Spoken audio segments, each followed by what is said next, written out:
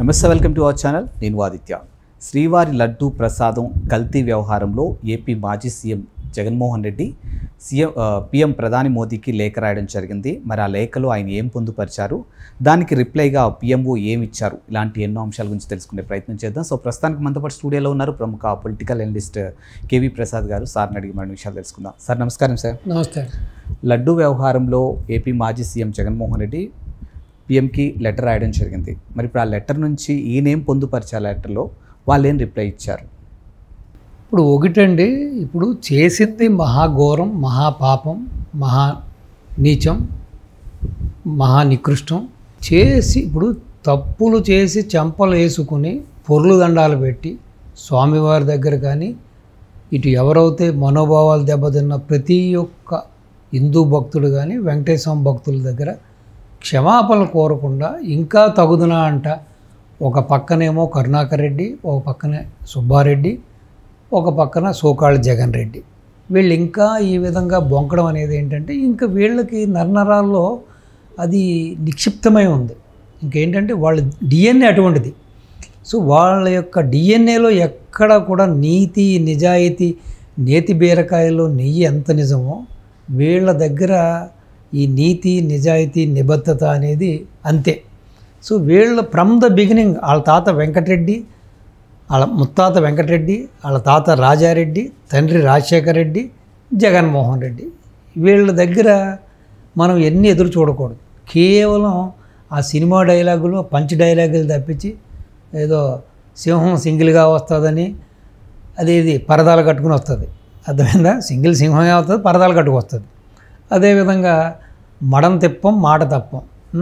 అసలు ఎన్నిసార్లు ankle twist అయిపోయి, ఎన్నిసార్లు ఫిజియోథెరపిస్ట్ దగ్గరికి వెళ్ళి కట్లు కట్టించుకొని, ఎన్నిసార్లు ట్రీట్మెంట్ చేసుకున్నాడు. ఆ విధంగా ట్రీట్మెంట్ చేసినందుకే ఆ తిరుపతి ఆ ఫిజియోథెరపిస్ట్ ఎవరు ఉన్నాడో అతనికి 2 times ఎంపీ పదవి ఇచ్చాడు. కేవలం ఇతనికి పర్సనల్ ఫిజియో అతను. అర్థమైంది కదా? ఎన్నిసార్లు ఇలాగే నాలుగు ట్విస్ట్ అయిపోయి, లేకపోతే కాలు ట్విస్ట్ అయిపోయి, మడం ట్విస్ట్ అయిపోయి, పాపం ఆయన ట్రీట్మెంట్ చేసి ఈయన రెడీ చేస్తుంటే ఆ కృతజ్ఞత కోసం సరే ఈయన 2 సార్లు ఎంపీ సీట్ ఇవ్వడం జరిగింది. సో ఏదేమైనా జగన్మోహన్ రెడ్డి అనేవాడు ఈ భూప్రపంచంలో ఇటువంటి నాయకుడు కానీ, ఇటువంటి వ్యక్తి కానీ రెప్లికా. వీడు జగన్మోహన్ రెడ్డి లాంటి వాడు అనడానికి మనం భూతద్దం పెట్టి చూసినా కానీ ఈ యొక్క భూప్రపంచంలో బహుశా నాగలోకం అంటారు, దేవలోకం అంటారు, స్వర్గం, నరకం అంటారు, ఏదో చాలా లోకాల గురించి చెబుతారు. ఎక్కడ కూడా నేను మీకు ఛాలెంజ్ చేస్తున్నా, ఈడు జగన్మోహన్ రెడ్డి లాంటి వాడు అని మీకు ఒక కంపేరబుల్ పర్సన్ మీరు చూపించగలిగితే మీ ముందే నేను పీక కోసుకుంటా. జగన్మోహన్ రెడ్డి. సో వీడికి సాటి కానీ, మేటి కానీ, సో ఇటువంటి ఒక నాయకుడు ఈ ప్రపంచంలో ఇంకా పుట్టడు, రాడు కూడా. ఇంత నీచుడు, నికృష్టుడు, దరిద్రుడు ఈ భూప్రపంచంలో మనం చూడం.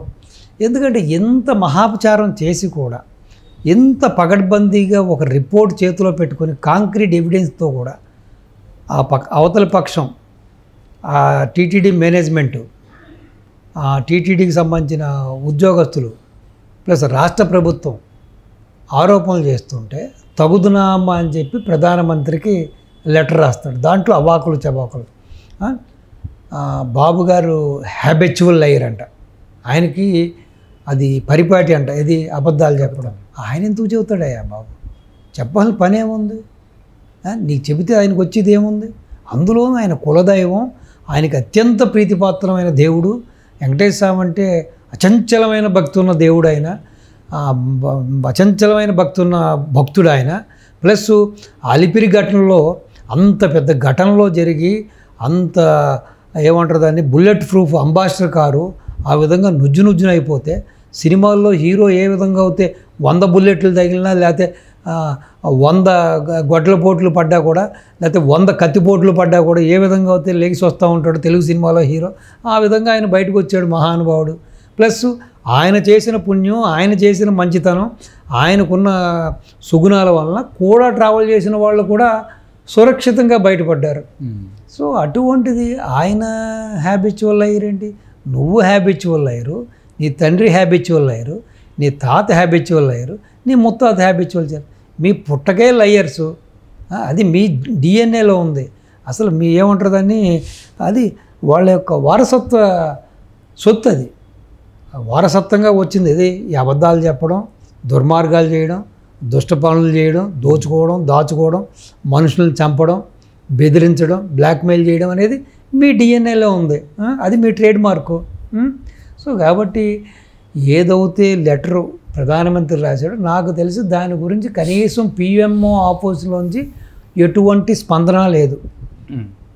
ఈ పాటికి దాన్ని బుట్ట దాఖలు చేసి ఉంటారు, డెఫినెట్గా తీసి ఆతల పడేసి ఉంటారు, యూజ్లెస్ ఫెలో వీడికి పని పాట లేదని చెప్పి. సో లేదంటే ఎవడైనా అక్కడ ఏదైనా టిష్యూ పేపర్ లేకపోతే దీన్ని తీసుకెళ్ళి ఎవడైనా సరే ఆ టాయిలెట్లో వేరే విధంగా కూడా ఉపయోగించుకుని ఉంటాడు ఈ లెటర్ని. సో కాబట్టి ఈ జగన్మోహన్ రెడ్డి లెటర్లకి, జగన్మోహన్ లేఖాస్త్రాలకి స్పందించడానికి పిఎంఓ రెడీగా లేదు. రెండోది ఇక్కడ కాంక్రీట్గా ఎవిడెన్స్ ఉంది. ఇప్పుడు బీజేపీ అంటే ఏం పార్టీ అండి? పూర్తిగా హిందుత్వం మీద, హిందూ అజెండా మీద వచ్చిన పార్టీ.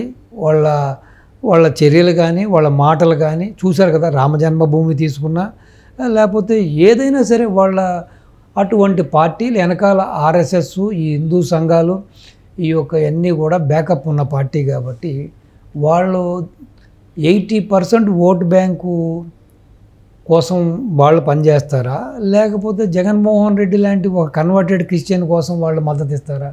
రేపొద్దున బీజేపీ తుడిచిపెట్టుకుపోదండి దేశంలో. ఇప్పుడు ఇతనికి మద్దతు ఇచ్చి ఇతను తప్పు కాదు, ఇతను కాపాడడానికి ఇప్పుడు ఏదైతే గత 5 ఏళ్ళుగా జరిగింది గతం నాస్తి, యాక్చువల్గా అది వేరే విషయం.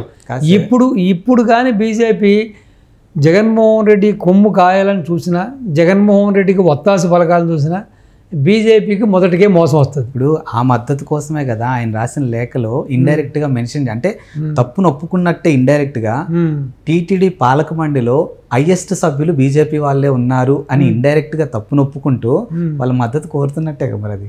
100%. అంటే ఎంత తెలివైనడు చూడండి.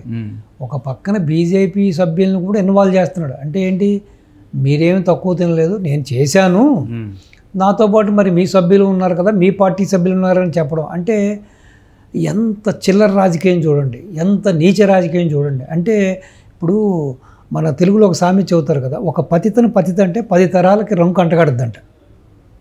ఒక పతితని నువ్వు పతిత అని మీరు పిలిస్తే సో 10 తరాలకి రంకు అంటగడద్దంట. ఆ విధంగా ఇప్పుడు జగన్మోహన్ రెడ్డి యొక్క వైఖరి కానీ, జగన్మోహన్ రెడ్డి వ్యక్తిత్వం కానీ, మాట తీరు కానీ, చేత తీరు కానీ ఆ విధంగా ఉంది. సో వాళ్ళని కూడా దీంట్లో ఇన్వాల్వ్ చేస్తున్నాడు. కాబట్టి వాళ్ళు నరేంద్ర మోడీ గారైనా, అమిత్ షా గారైనా ఇతని మీద 6 ఆకులు ఎక్కువే చదివిన మనుషులు. సో వాళ్ళు ఇలాంటి వాళ్ళని, ఈ డక్కా మొక్కగాళ్ళని ఎంతోమందిని చూశారు. వాళ్ళు ఈ పొజిషన్కి వచ్చారంటే ఇటువంటి గజకర్ణ, గోకర్ణ, టక్కు టమారా విద్యలు గాళ్ళని ఎంతోమందిని చూసి ఎంతోమంది తొక్కుని ఈరోజు నా పొజిషన్లో ఉన్నారు. కాబట్టి ఈ పరిస్థితుల్లో ఇంతమంది మనోభావాలు దెబ్బతిన్నాయి. కాబట్టి ఈ విధంగా దీన్ని ఇంత ప్రజల్లో ఇంత రెవల్యూషన్ వచ్చింది, ప్రజల్లో ఇంత ఆందోళన వచ్చింది. కాబట్టి బీజేపీ నాకు తెలిసి పూలిష్గా ఈ లెటర్ని తీసుకుని దాన్ని ఏదో సీరియస్గా తీసుకుని జగన్మోహన్ రెడ్డిని గట్టెక్కించాలనో జగన్మోహన్ రెడ్డిని కాపాడాలనే పిచ్చి ప్రయత్నం అయితే చేయదు. చేస్తే బీజేపీ కూడా తన గొయ్యి తాను తీసుకున్నట్టు ఏదైతే ఇప్పుడు తను ఆరోపిస్తున్నాడో, బీజేపీ సభ్యులు కూడా ఉన్నారు కదా అత్యధికంగా మా బోర్డులో అని అంటున్నాడు. అంటే బీజేపీ కూడా తెలిసే జరిగిందా, బీజేపీ కూడా దీంట్లో పాత్రధార, సూత్రధార అనే ఒక తప్పుడు సంకేతాలు అయితే ప్రజల్లోకి వెళ్తాయి. కాబట్టి ఇప్పుడు నరేంద్ర మోడీ గారు కూడా దీని మీద స్ట్రాంగ్గా రియాక్ట్ అవ్వాలి, స్ట్రాంగ్గా దీనికి ఫిటెడ్ రిప్లై ఇవ్వాలి. సో డెఫినెట్గా అవసరమైతే సిబిఐ ఎంక్వైరీ చేసి దీంట్లో ఉన్న సూత్రధారులు, పాత్రధారులు తీసి, ఇంక్లూడింగ్ జగన్మోహన్ రెడ్డి, సుబ్బారెడ్డి, కరుణాకర్ రెడ్డి, ధర్మారెడ్డి, ఎవరైతే ఈ రెడ్డి అండ్ గ్యాంగ్ ఉందో వీళ్ళందరినీ కూడా కఠినాతికఠినంగా శిక్షించి ఆ భగవంతుడు కూడా హర్షిస్తాడు, ఆ భగవంతుడు కూడా ఆనందపడతాడు. ఇప్పుడు ఒక ద్రోహిని, ఒక దుర్మార్గుడిని, ఒక దుష్టుడిని మనం కాపాడాలని చూస్తే పైన భగవంతుడు కూడా హర్షించాడు కదా, భగవంతుడు కూడా మనల్ని ఏమి అభినందించారు కదా. సో అయ్యో వీళ్ళు కూడా ఒక తానులో మొక్కలనే భావన భగవంతుడు కలగకూడదు. కాబట్టి ఇప్పుడు రియాక్ట్ అవ్వాల్సిన పరిస్థితి ఉంది. అది జగన్మోహన్ రెడ్డికి అనుకూలంగా కాదు, జగన్మోహన్ రెడ్డికి వ్యతిరేకంగా రియాక్ట్ అవ్వాలి.